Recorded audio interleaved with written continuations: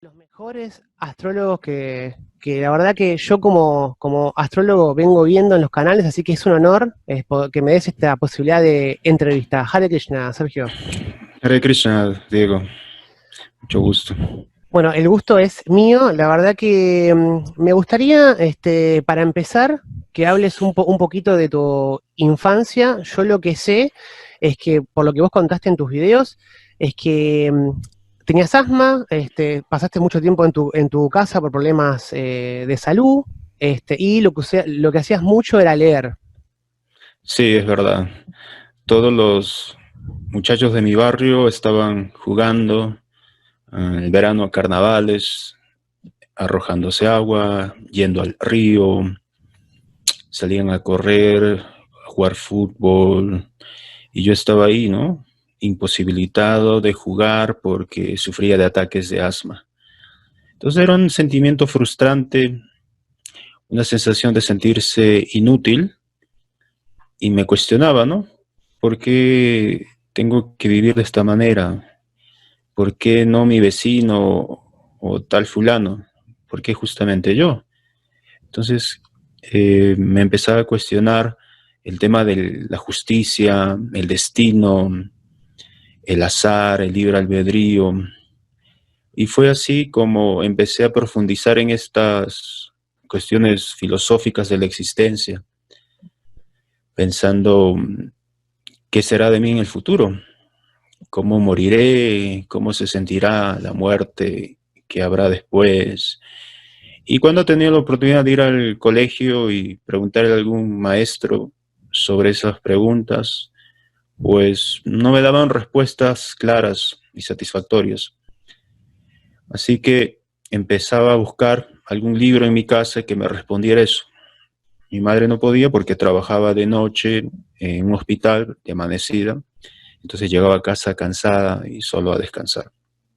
Mi padre también de alguna manera trabajaba y yo, al ser el único hijo, estaba como en un sentido abandonado, pero muy bien cuidado. Sin embargo, me sentía como un ave en una jaula, ¿no? Así que empecé a leer, por ejemplo, libros sobre ovnis, ¿qué más? La Biblia y cualquier otro libro que llegara a mis manos, ¿no? Y cuando tenía la oportunidad de hablar con mi madre, le pedía que me consiguiera libros. Fue así que una vez llegó a mis manos, gracias a ella, unos libros de Srila Prabhupada. Uno de esos libros se llamaba Viaje fácil a otros planetas y el otro La ciencia de la autorrealización. Bueno, aparte de estos dos libros muy importantes, tenía muchos más libros que fui consiguiendo con el tiempo, perdón, consiguiendo con el tiempo. Libros sobre diferentes culturas, libros de historia también, diferentes temas que no enseñaba en el colegio, obviamente, y por ahí llegó un momento en que conseguí uno de astrología y empecé a estudiar, a leer.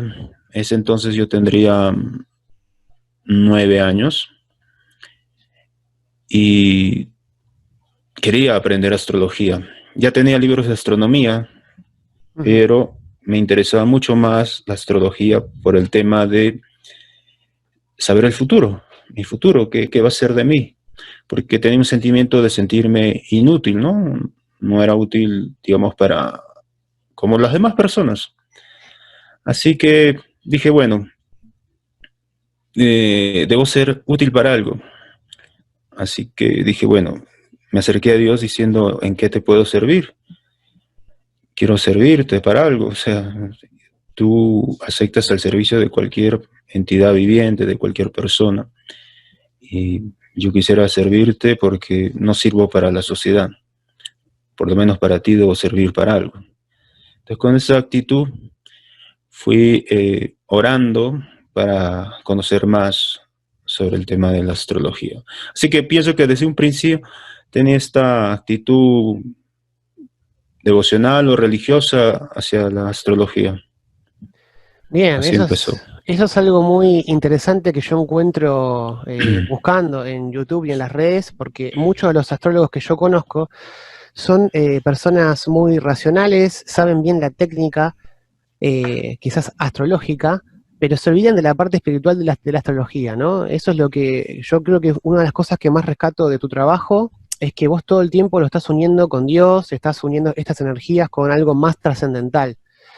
Y eso Sí. me parece que si vos prestás atención, o por lo menos en mi experiencia, en Argentina y en y en otras partes del mundo, esto no sucede con los astrólogos. Es como que la astrología védica ahora se la asocia a que es más religiosa, y por eso hay mucha gente que no se le acerca, cuando la tropical también es religiosa, y la gente como que se olvidó de eso, ¿no? Es Claro, como, entonces creo que una de las cosas a mí que me gustó de tu canal fue que realmente sentís la astrología de esa forma. Y no es un mero cálculo matemático, no es una mera adivinación del futuro, sino una posibilidad para conectarse con Dios, para ver a Dios trabajar.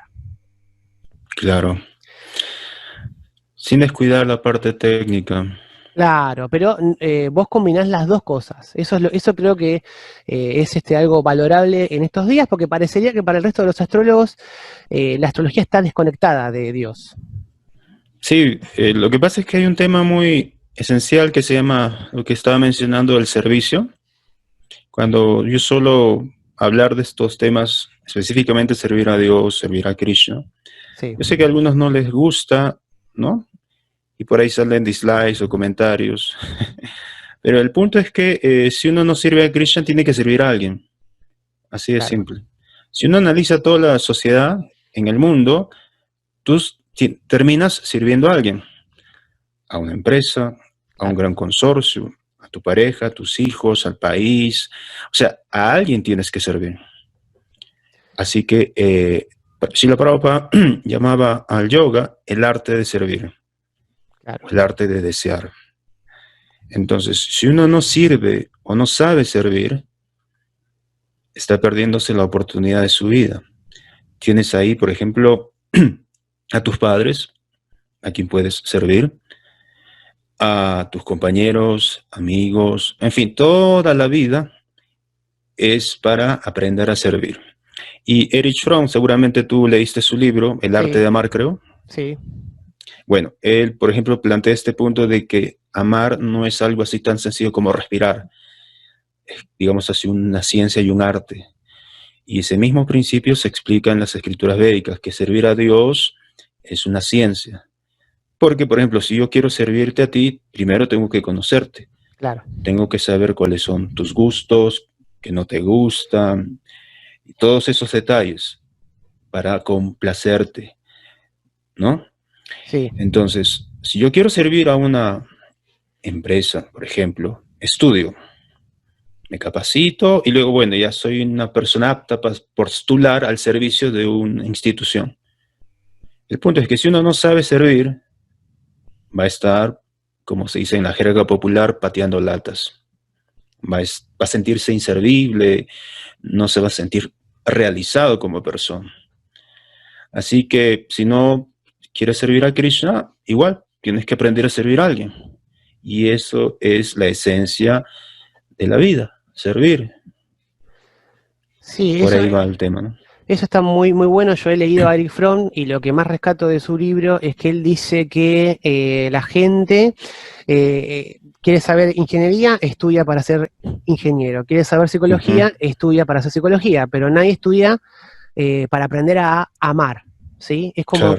como que se da por sentado que uno ya sabe amar. Sí, pues. Y eso a mí me gustó mucho porque tiene razón. De hecho, yo explico muchas de las crisis que del mundo moderno pasa por el destrato hacia el prójimo, la falta de amor, la falta de sensibilidad por los problemas ajenos, tiene que ver con esto, ¿no? Con no poder compadecerse con el otro, por no entender que somos uno, ¿sí? Que lo que le pasa al otro me pasa a mí. Uh -huh.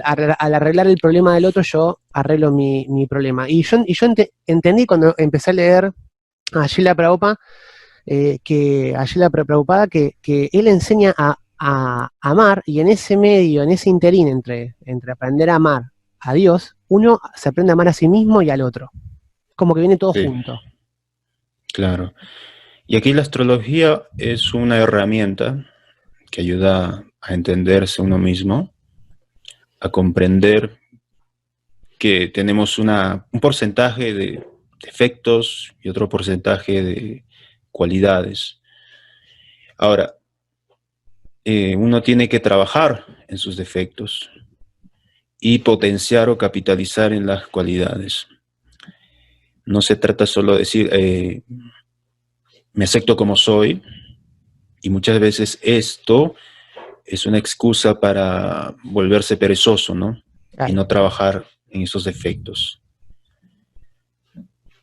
¿Vos te autodefinirías como un ocultista? No realmente. Yo me considero una persona bastante práctica. Para mí las cosas son súper claras. Yo tengo una faceta que es, quizás no hablo mucho de esto, pero yo estudié electrónica, Ujú. así que a los 11 años tenía mi taller de electrónica y era muy técnico.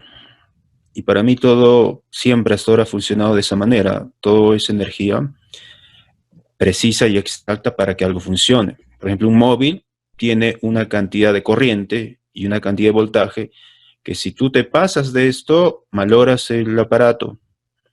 Entonces, eso no es oculto, es conocimiento práctico. La astrología es igual. Tú tienes que saber, por ejemplo, qué hace un planeta en tal signo, en tal casa, en tales grados. Lo mismo que cuando tú quieres diseñar una radio o un amplificador, etcétera, tú tienes que saber por qué un condensador, una resistencia va aquí y no allá. ¿O qué pasa si yo retiro este condensador? ¿Va a seguir funcionando? Sí, pero no de la misma manera. En el tiempo va a fallar. Entonces, lo que un astrólogo debe saber es este tipo de cosas. ¿Por qué tal planeta está en tal lugar y está ocasionando esto? Porque los planetas son energía en un sentido. O sea, Claro. yo digo un sentido porque son personas también, seres superiores. Así que desde el punto de vista del electromagnetismo, cada planeta tiene una vibración particular, una frecuencia en particular, y que va afectando nuestro crecimiento, nuestra conciencia, nuestras enfermedades, relaciones, en fin. Y mi enfoque también va por ese lado. Tengo varios libros que hablan sobre estos temas, la astronomía y la astrología, ¿no? Claro. Viéndolo desde un punto de vista bastante, digámoslo así, electromagnético. Claro. No solamente es aspecto, digámoslo así, psicológico, sino que hay detrás una ciencia matemática, una ciencia electrónica. Ciencia matemática, no, perdón. Lenguaje matemático. Claro. Pero hay una técnica y hay ingeniería para aprender este tipo de cosas. Yo creo que en tus videos había escuchado que vos te acercaste a tirar el I Ching porque lo aprendiste, te lo enseñó un maestro en el templo. Sí, sí, sí. ¿Cómo fue que te acercaste a la astrología? Bueno, con el tema del asma siempre he pensado en la muerte y en el futuro. Así que cuando me volví seguidor de la conciencia de Krishna, tuve la gran oportunidad de escuchar muchas clases de diferentes devotos, maestros que venían de diferentes países, de India, por ejemplo, y en las clases mencionaban el Ayurveda, el Astanga Yoga, el Jyotish, la astrología. E incluso recuerdo que una de mis primeras preguntas a un maestro espiritual fue un tema de astrología, ¿no? Y por ahí me introduje más y más en un grupo de devotos que querían aprender astrología. Y eso fue más o menos el año 93. Y ahí tenías que edad, más o menos. 93 estaba con 15 años, más o menos. Mira, muy Sí. joven. O sea que tanto el I Ching como la astrología fue la conciencia de Krishna o el movimiento que te acercó. Directa o indirectamente terminaste en estos lugares por inquietudes personales. Era el deseo de acercarse a Dios, Claro, el deseo de conocer mi destino claro. y la necesidad de satisfacer este hambre, digámoslo así, astrológico. Bien, una de las cosas que te quería preguntar era algo que a mí me pasa, te lo quería consultar a vos. Yo también a veces estudio astrología, estudio tarot, y bueno, me ha pasado que, no sé, mis parejas, por ejemplo, no lo entienden, mis amigos no lo entienden. ¿Cómo lidias vos con eso? Porque yo, por ejemplo, escuché en un video que decías que cuando vos regalabas a alguien un libro de Sheila Prabhupada, eso significaba no verlo nunca más. Entonces, por Sí, ejemplo, cuando escuché eso me pregunté, ¿cómo hizo para conquistar a su mujer? Porque si era todo así, o sea, porque claramente vos estás las 24 horas trabajando en esto literalmente, y una mujer tiene que, o tu mujer tendría que entender lo que estás haciendo o no, porque otra ya te hubiese dejado, ¿entendés a lo que me refiero? sí, sí, sí, Eh, te entiendo. ¿cómo fue que la conquistaste? ¿Ella te acompaña en todo esto? Bueno, lo que pasa es que cuando yo estaba en el templo, hablo de 1998, me mandé a hacer la carta astral. Estuve en Arequipa, es un departamento aquí en Perú. Sí, Yo estaba con mi profesor del I Ching, que es un devoto, sí. y él tenía un grupo de seguidores o alumnos que además del I Ching hablaban de astrología védica. Entonces aproveché la oportunidad para que también me hicieran mi carta astral. El punto es que no tenía dinero. Ah, Yo era como, digamos así, un monje, estaba predicando. Entonces solo tenía el pasaje para regresar a Lima, a mi casa. Y me dijo, bueno, la carta astral tiene el precio de 20 soles. En aquel entonces lo recuerdo muy bien. Y yo solamente tenía 60 soles. Entonces le digo, solo tengo esto y si pago los 20 ahora, ya no voy a poder viajar cómodamente, voy a viajar en algún bus de última. Pero dije, está bien, di los 20 soles y me dijo, bueno, la carta astral te va a llegar de acá a unos 6 meses. Ya, no hay problema. Y realmente me llegó después de un año, hasta ¡oh, me había Dios! olvidado. ¿En serio? Sí, ¡Por después de un año. Dios! Es que no estaba en Lima ya, me vine acá a vivir a A Huancayo Huancayo, sí. y entonces no había manera de que me ubiquen para entregarme la carta, que era impresa. Claro. Cuando me llega finalmente la carta, a finales del 99, aquí a Huancayo, estaba todo en inglés y no ¡Uy, sabía Dios! mucho inglés, así que trataba de entender. Y esta carta predecía dos cosas que me preocuparon mucho. Uno, en que mi pareja no iba a armonizar conmigo y que iba a pasar por lo menos 7 años de dificultades, ¿no? 7 años de austeridades, sacrificios. Bueno, dije, espero que no se pueda, perdón, espero que se pueda evitar.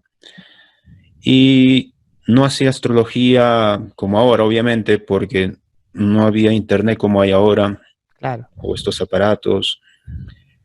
Todo lo que yo podía hacer era buscar libros y aprender de alguna manera.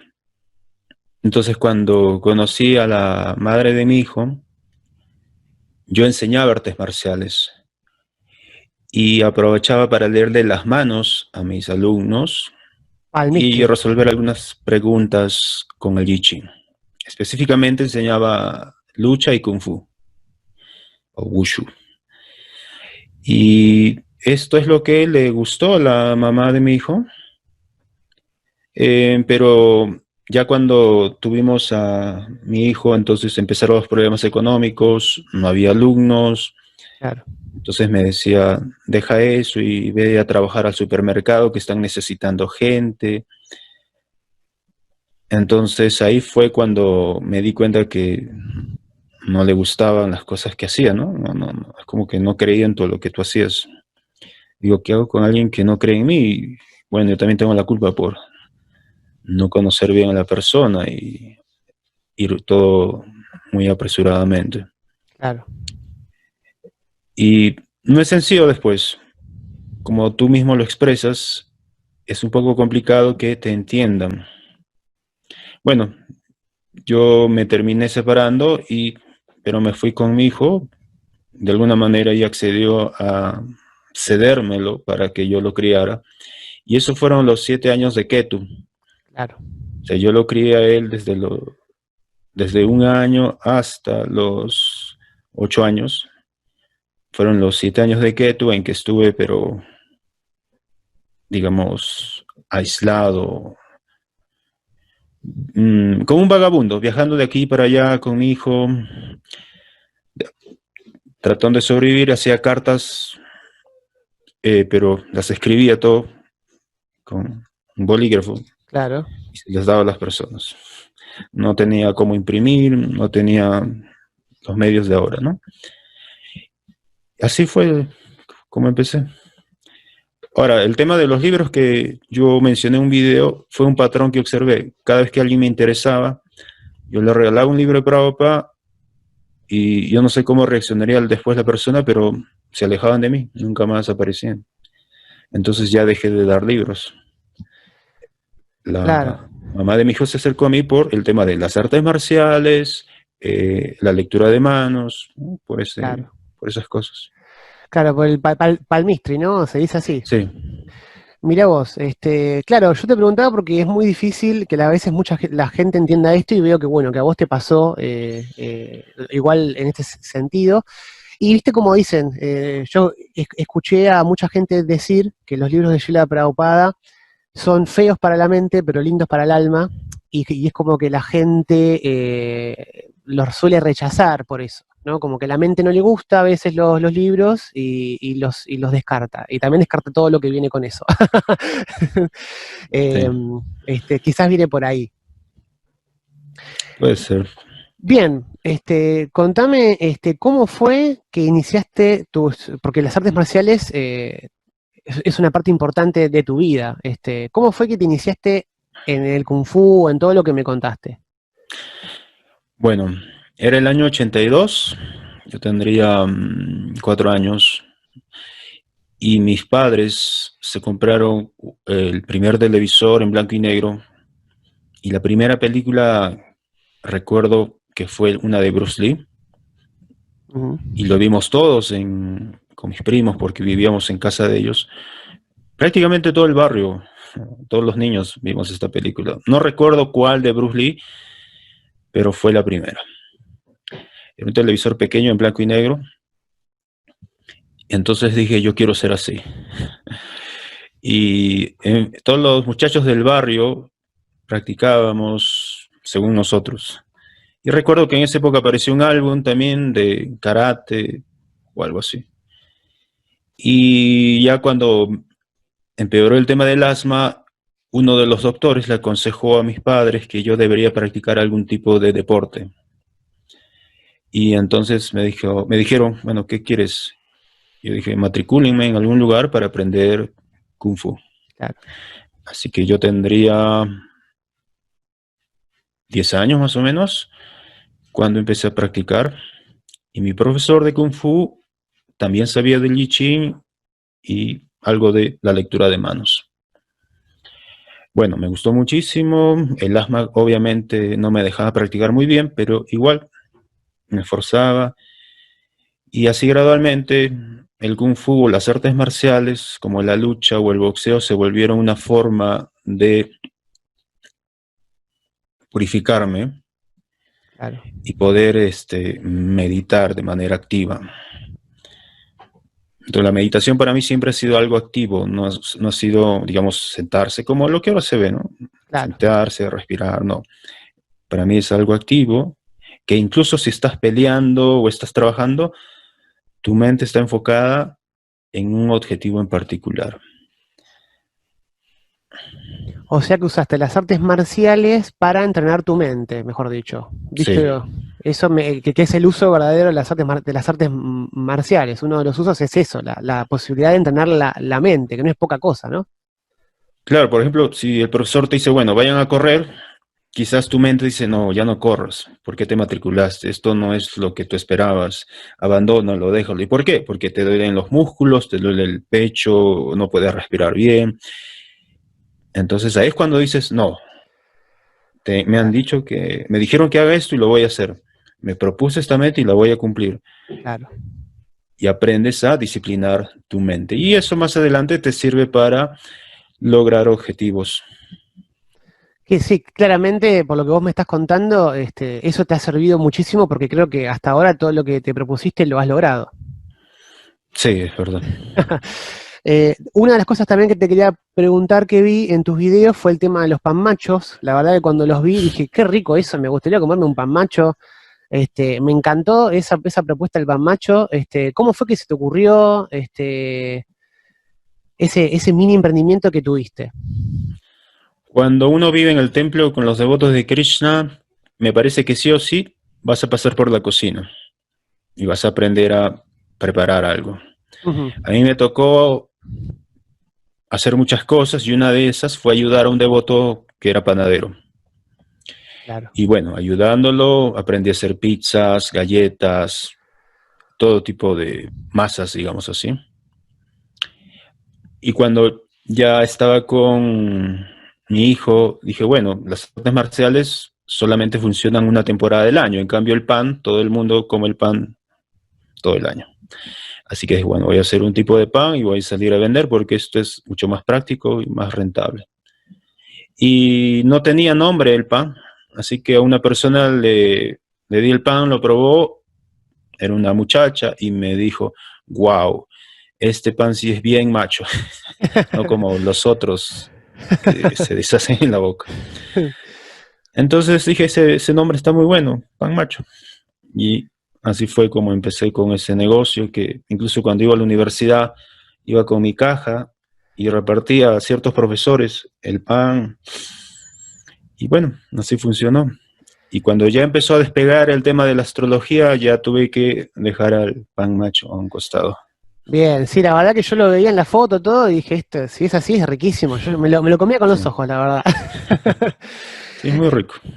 Algo que te quería preguntar que me da curiosidad a mí, en lo personal, es cómo fue, o si me querés contar, cómo fue que te dieron tu nombre espiritual en el templo. Si podés contar un poco cómo fue eso, cómo te sentiste. Ok, a ver. Todo empezó cuando mi mejor amigo del templo me dejó la colección de Bhagavata, del Srimad Bhagavatam, que eran 30 cantos. Es Sí. una edición, unos Bhagavatams de este tamaño, negritos,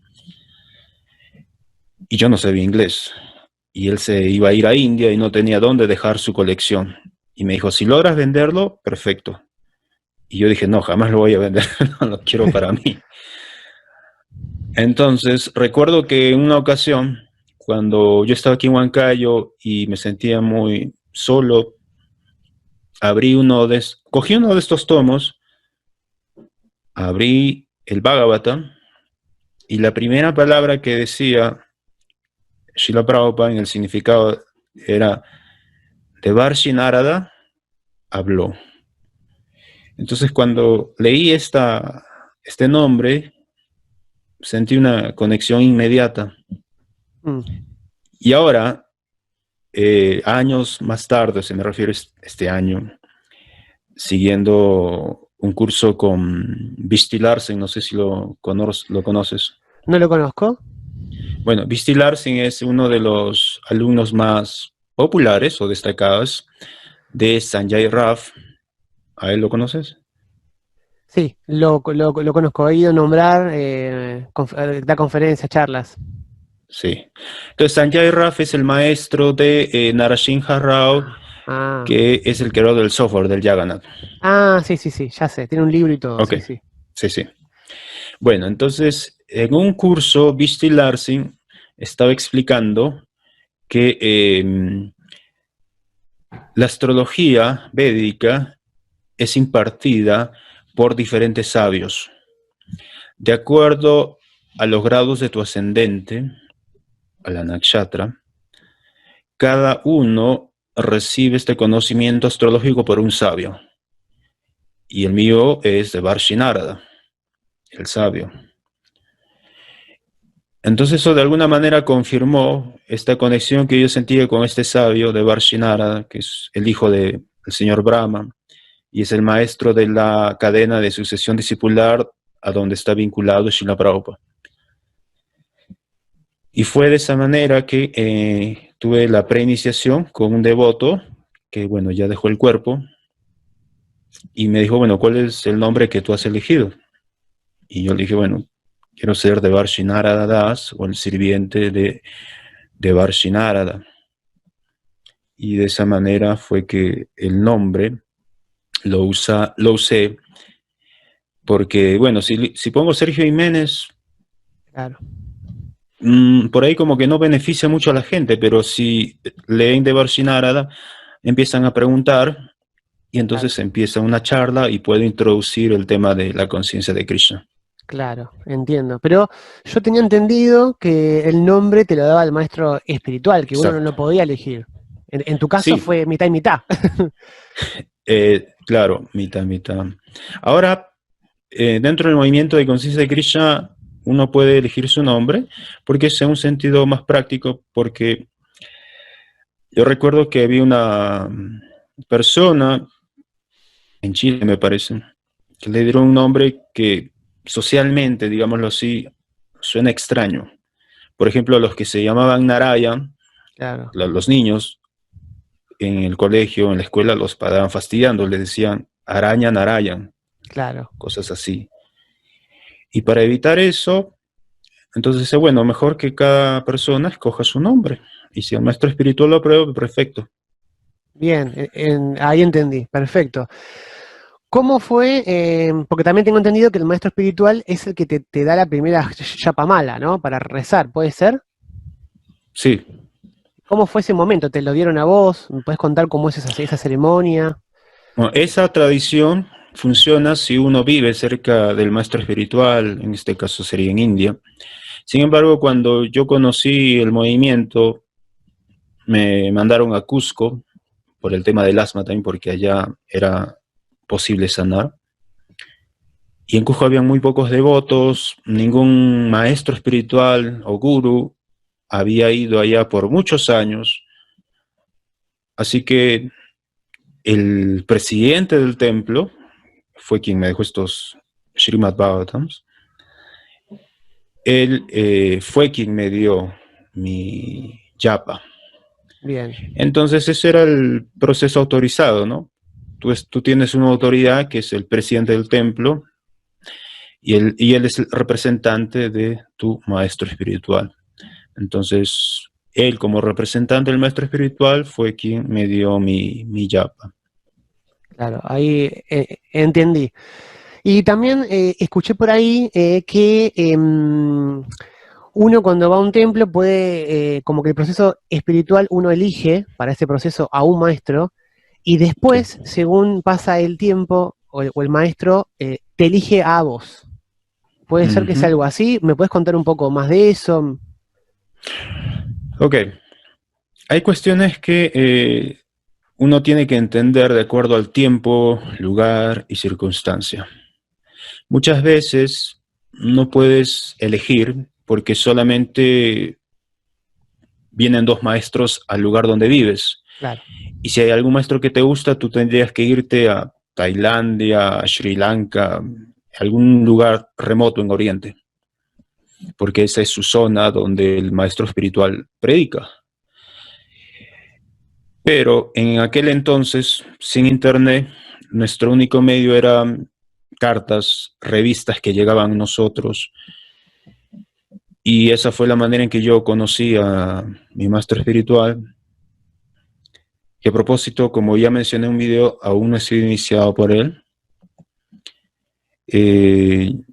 Yo estaba haciendo limpieza en Wilson Mandir, que es un centro de prédica en el centro de Lima. Estaba haciendo limpieza en el techo y encontré unas revistas, una gran cantidad de revistas, y me di un alto y empecé a leer, y eran las revistas de él, ¿no? mm, de mi gurú. Y dije, bueno, yo por alguna razón llegué aquí y me parece genial, me parece maravilloso todas las actividades que hace él como un discípulo de Srila Prabhupada. Y fue en ese momento que mi corazón lo acepté. Claro. Y solamente me encontré con él 3 veces. Sí. Cuando me decís que no fuiste iniciado por él, ¿a qué te referís? ¿Como que él no te volvió a elegir a vos? No, lo que pasa es que él sufrió un aneurisma, creo que se dice, Sí, eh, y no pudo viajar, estuvo en terapia. Se le hace en verdad para él difícil venir a Sudamérica, claro. y él sí me conocía. En las oportunidades que tuvimos de vernos en persona, me dio instrucciones específicas, estuve en contacto por él vía email, y él es conocido como una persona que es abierta o acepta a aquellos que quieren ser sus discípulos, y es una persona que anima. En cambio hay otros que tienen un humor mucho más selectivo. Claro, Son maestros espirituales que te dicen, bueno, esperan un par de años, vamos a ver si realmente quieres seguir la conciencia de Krishna. Hay diferentes, digamos así, gurús que tienen diferentes humor para predicar, y necesitan seriedad de sus discípulos. En cambio, este maestro espiritual es abierto a todos y les da la oportunidad. No es que de frente te dice, ya mira, vas a estar siguiendo esto y si no me sigues, lo siento mucho. No, él te da la oportunidad y trata de animarte. Y si por ahí caes o abandonaste, te escribe, te trata de animar. Es claro. más o menos el humor de Srila Prabhupada, que siempre está animando a sus devotos o a sus discípulos, incluso si rompían sus votos, sus promesas, siempre los trataba de animar y no los condenaba. Okay. Ese era más o menos, digamos así, el humor de Srila Prabhupada, porque él no podía darse el lujo de ser muy selectivo o esperar algunos años para que alguien se integrara al movimiento. En aquel entonces él necesitaba cualquier tipo de ayuda de simpatizantes para predicar o expandir el movimiento. Claro. Entendí. O sea que cuando vos decís que no te iniciaste, ¿a qué te referís que no te inició? Eso no me quedó claro. La ceremonia formal, la ceremonia de Ah, fuego. falta eso, digamos. Sí, Y por la distancia y demás no lo pudiste realizar, pero digamos que claro. cuando lo puedas ver, si es que lo vas a hacer. La ceremonia formal es un aspecto muy importante porque es un samskara. ¿Entiendes la palabra samskara? No, ¿qué significa?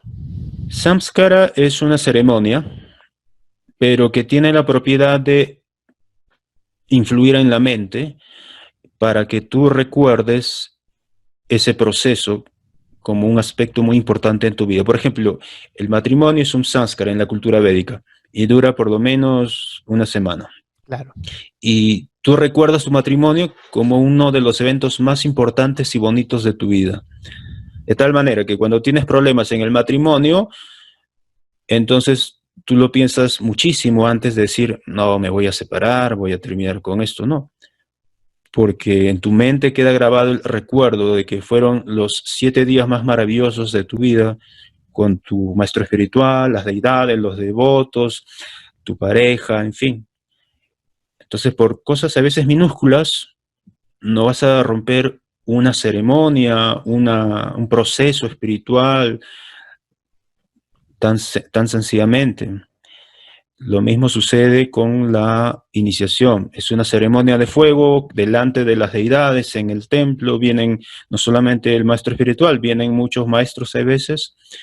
Entonces, toda esta atmósfera claro. se impregna en tu mente para darle muchísimo más valor a ese momento.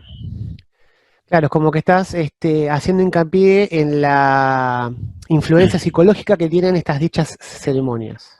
Sí, ¿Crees que la sociedad actual necesita del conocimiento védico? por supuesto.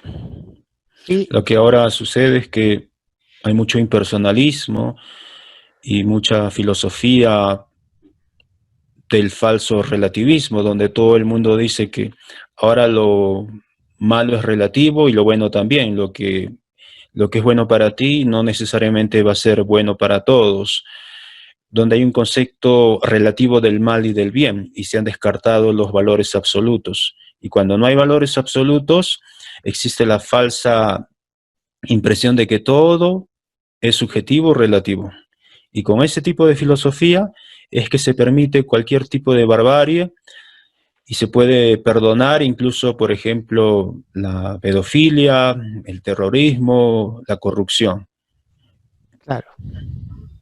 Como que vos decís que necesitamos aferrarnos a este conocimiento para no continuar degenerándonos. Sí, se necesita siempre un valor absoluto, un punto de referencia. Si no hay eso, uno va a pensar que la vida es una ilusión, que la vida, como decía por ahí un filósofo, de que la vida es un cero. Claro, claro, perfecto. Según las consultas que vos estás teniendo últimamente, ¿cuál es la preocupación más frecuente que hay actualmente? ¿Qué es lo que tus consultantes suelen consultar primero o más frecuentemente? Bueno, la mayoría, digamos en un 95%, son mujeres. Y el tema ahora es laboral. Claro, Antes de la pandemia, el tema no era laboral, era de pareja. Hijos, relación con los hijos y el esposo.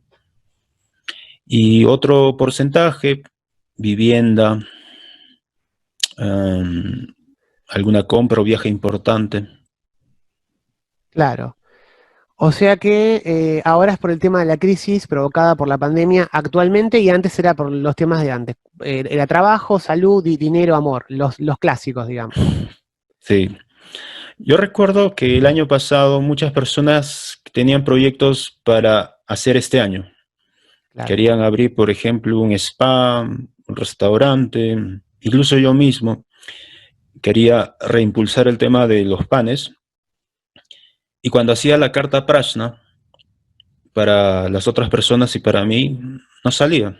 mira vos. Simplemente decía que el proyecto no va a resultar por las circunstancias, van a ser muy difíciles. Entonces se aconsejaba no actuar, no invertir, y me resultaba algo extraño porque era prácticamente con todos. Mira Incluso vos. conmigo decía, pero yo voy a escoger el mejor Mujurta para empezar la empresa del banco, pero aún así no resultaba. Claro, y ahora entendés por qué, ¿no? Claro, y a buena hora que estas personas también no invirtieron. Había una muchacha de aquí de Perú que insistía. Yo le digo, pero ya es la quinta vez que me preguntas lo mismo y la misma respuesta. No te sale invertir.